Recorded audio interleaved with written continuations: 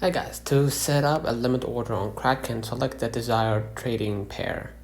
Okay, let's say for example I'm choosing BTC USD, and please be aware that this is not a financial advice, so whatever I do here, do not do the same.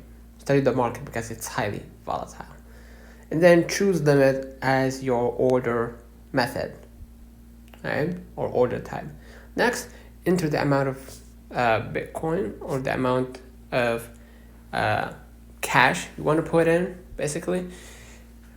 You want to buy or sell, and set the specific price at which you want the order to be executed in the limit price section, right? You can choose right here, hit limit, right? And select the order type, limit, and basically set the TP and SL for the order to be executed if you're away. Okay. Finally, confirm the order details and click buy or sell. Let me know in the comments if this video helped you. Don't forget to like and subscribe. See you in the next one.